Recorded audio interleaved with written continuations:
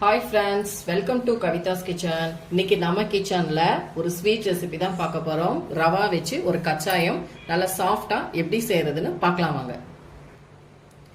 இப்போ நம்ம ரவா கச்சாயம் செய்யறதுக்கு ஒரு மிக்சிங் பவுல்ல 2 கப் மைதா எடுத்துக்கலாம். நான் இன்னைக்கு 2 கப் மைதா எடுத்திருக்கேன்.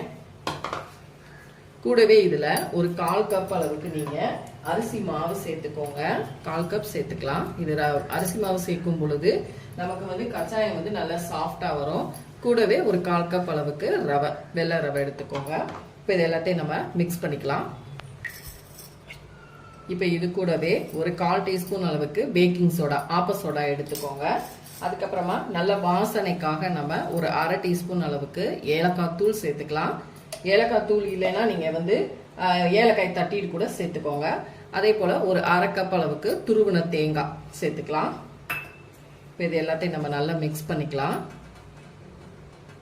இது கூடவே நம்ம கொஞ்சமா உப்பு சேர்த்துக்கலாம். ரொம்ப வேணாம், கொஞ்சமா. இது நல்ல ஸ்வீட்டை எடுத்து கொடுக்கும் அப்படிங்கிறதுக்காக நம்ம சால்ட் ஆட் பண்ணிக்கிறோம்.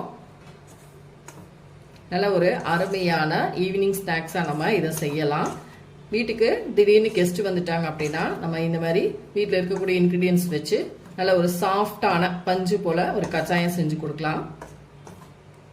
இப்போ இது கூடவே நான் 1 கப் அளவுக்கு சுகர், வெள்ளை சுகர் எடுத்திருக்கேன்.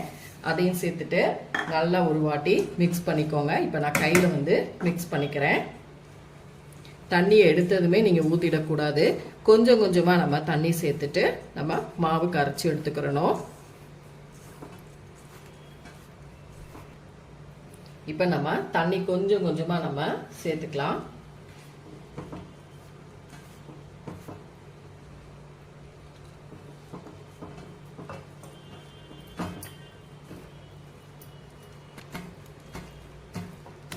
மாவு இந்த அளவுக்கு நல்லா நீங்க ரெடி பண்ணி எடுத்துக்கணும். கச்சாயம் போடுறதுக்கு மாவு கொஞ்சம் லூஸா தான் இருக்கணும். நமக்கு ரொம்ப ஹார்ட் ஆயிரும். அப்புறம் நம்ம ரொம்ப டைட்டா மாவு பிசைச்சிட்டோம் அப்படின்னா திக் ஆயிடுச்சுன்னா நமக்கு கச்சாயம் சாஃப்டா வராது, ஹார்ட் ஆயிரும்.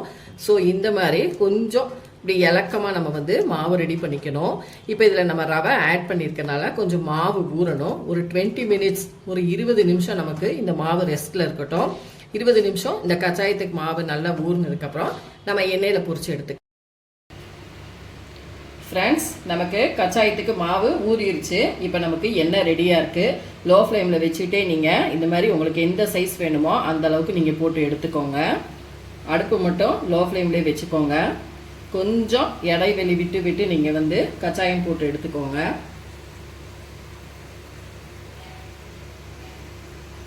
நல்ல ஒரு அருமையான ஈவினிங் ஸ்நாக்ஸ் ஸ்கூல் விட்டு வரும்போது குழந்தைங்களுக்கு செஞ்சு கொடுக்கலாம். இல்லை நம்மளே வீட்டில் ஒரு ஸ்வீட் சாப்பிடணும் அப்படின்னா வீட்டில் இருக்கக்கூடிய இன்க்ரீடியன்ஸ்லேயே நம்ம இந்த மாதிரி கச்சாயம் செய்யலாம். இப்போ இது நல்லா வெந்து நமக்கு மேலே அதுவே எம்பி வரும். இப்போ நல்லா வேகட்டும்.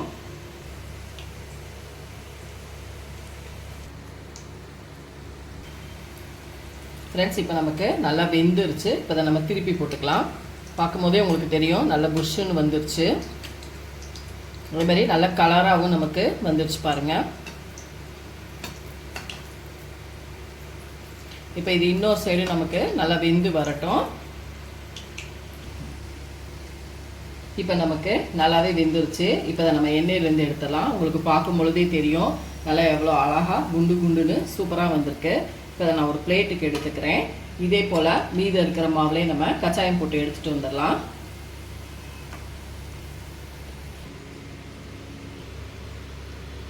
ஃப்ரெண்ட்ஸ், நமக்கு சூப்பரான கச்சாயம் ரெடி ஆயிடுச்சு. எவ்வளோ அருமையாக சூப்பராக நல்ல கலர்ஃபுல்லாக வந்திருக்கு பாருங்கள். எனக்கு கையில் சுடுது. அப்படியே நான் எடுத்துகிட்டு பிளேட்டில் வச்சுட்டேன். நல்லா முறுமுறுப்பாகவும் உள்ளெல்லாம் நல்லா வெந்து நல்லா சாஃப்டாக இருக்குது பாருங்கள். நல்லா சூப்பரான ஒரு ஈவினிங் ஸ்நாக்ஸ். கண்டிப்பாக நீங்கள் ட்ரை பண்ணி பாருங்கள். இந்த ரெசிபி பிடிச்சிருந்தா லைக் அண்ட் ஷேர் பண்ணுங்கள். மறக்காமல் கவிதாஸ் கிச்சனுக்கு சப்ஸ்கிரைப் பண்ணிக்கோங்க. கூடவே பெல் பட்டனை கிளிக் பண்ணுங்கள். அப்போ தான் நம்மளோட வீடியோஸ் எல்லாமே உங்கள் நோட்டிஃபிகேஷனுக்கு வரும்.